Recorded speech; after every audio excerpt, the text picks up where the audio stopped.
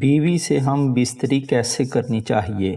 کن 3 راتوں میں ہم بستری نہیں کرنی چاہیے؟ جمعہ کے دن ہم بستری کرنا کیوں ضروری ہے؟ اگر حیض کی حالت میں ہم بستری خاوند کر لے تو کیا کرنا چاہیے؟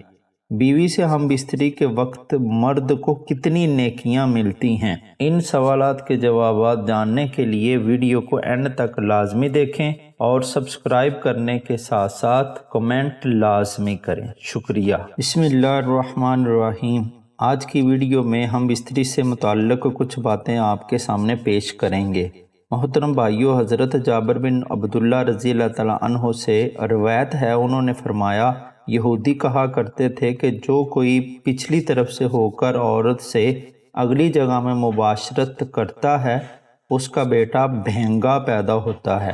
تو اللہ تعالیٰ نے آیت نازل فرمائی جس کا ترجمہ یہ ہے، تمہاری بیویاں تمہاری کھیتیاں ہیں، اپنی کھیتیوں میں جس طرح چاہو آؤ۔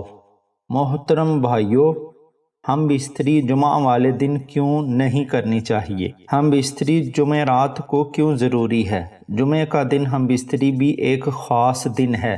ہم بستری جمعہ کے دن کرنے کے فائدے اس ویڈیو میں آپ کے سامنے پیش کریں گے۔ حضرت علی رضی اللہ تعالیٰ عنہ سے فرمایا، ہر دن ایک سا ہوتا ہے مگر جمعہ کا جو دن ہے وہ جمعرات سے بھی زیادہ تر افضل ہے۔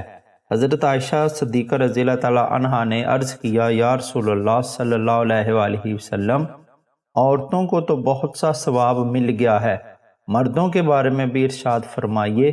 یہ سن کر نبی کریم صلی اللہ علیہ وآلہ وسلم مسکرائے اور فرمایا، مرد عورت کا ہاتھ پکڑ کر مانوس کرتا ہے تو اس کے لیے ایک نیکی لکھی جاتی ہے۔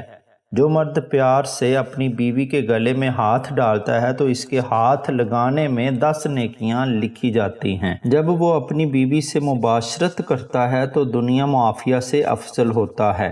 جب غسل کرتا ہے تو بدن کے جس بال پر سے پانی گزرتا ہے اس کے لیے ہر بال کے بدلے میں ایک نیکی لکھی جاتی ہے اور ایک گناہ معاف ہو جاتا ہے اور ایک درجہ بلند کر دیا جاتا ہے، اور غسل کرنے کے عوض میں جو چیز دی جاتی ہے وہ دنیا و معافی سے بہتر ہوتی ہے، اور بے شک اللہ تعالیٰ اس پر فخر کرتا ہے اور فرشتوں سے کہتا ہے کہ میرے بندے کی طرف دیکھو کہ ایسی سرد رات میں غسل جنابت کے لیے اٹھا ہے اور اس بات پر یقین رکھتا ہے کہ میں اس کا رب ہوں، تم اس بات پر گواہ رہو کہ میں نے اس کو بخش دیا۔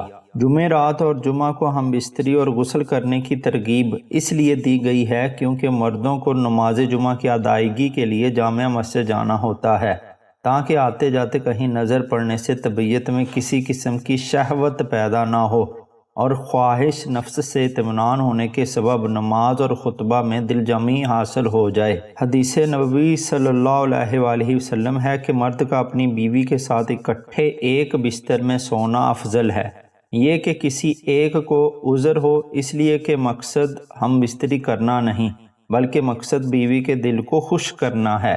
بیوی کے دل کو خوش کرنے کے لیے ایام کے دنوں میں بھی اس کے قریب ہو جانا گویا انبیاء علیہ السلام کی سنت ہے۔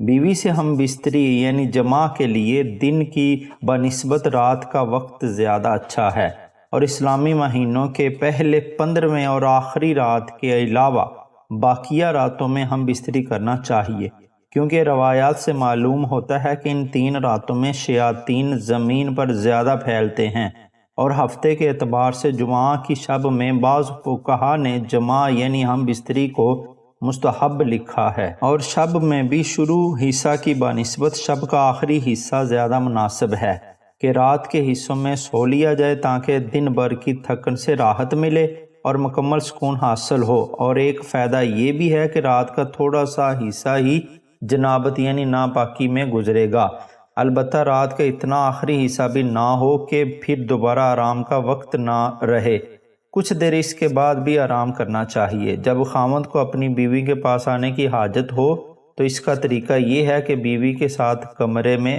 اس وقت اور کوئی نہ ہو، حتیٰ کہ شیر خوار بچہ بھی نہ ہو۔ وہاں اگر بچہ سویا ہوا ہو تو کوئی مضاحکہ نہیں۔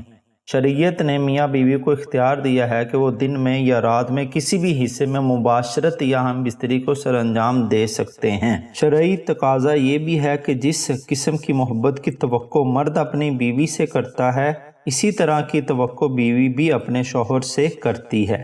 اخلاقی طور پر یہ مناسب نہیں کہ شوہر اچانک آئے اور اپنا مطلب نکال کر یعنی ہم بستر ہو کر جمع کر کے چلا جائے کہ بیوی بدستور تشنع رہے گی، جس سے اس کو تشویش اور حیرانی لاحق ہوگی۔ لیکن اگر اس ازدواجی ملاپ کو بخوبی سر انجام دیا جائے تو بیوی کے لیے بھی یہ مرحلہ آسان ہوگا۔ خاوند کو چاہیے جب وہ اپنی ضرورت پوری کر لے تو بیوی کے پاس سے فوراً نہ ہٹے، کیونکہ اس سے بھی بیوی کو تشویش لاحق ہوتی ہے، بلکہ مرد اس کے بعد بیوی کے ساتھ تا دیر موجود رہے، تاحال کہ یہ یقین ہو جائے کہ بیوی کی حاجت بھی پوری ہو چکی ہے اور مرد کا بھی ساتھ موجود ہے۔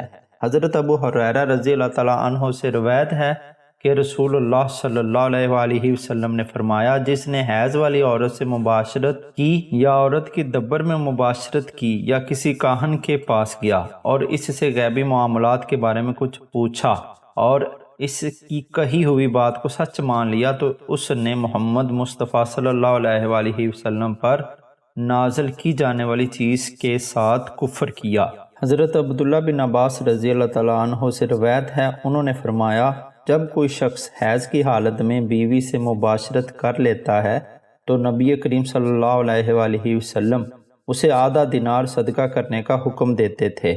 دعا ہے کہ اللہ تعالیٰ میرا سنانا آپ کا سننا اپنی بارگاہ الہی میں قبول اور منظور فرمائے، آمین ثم آمین۔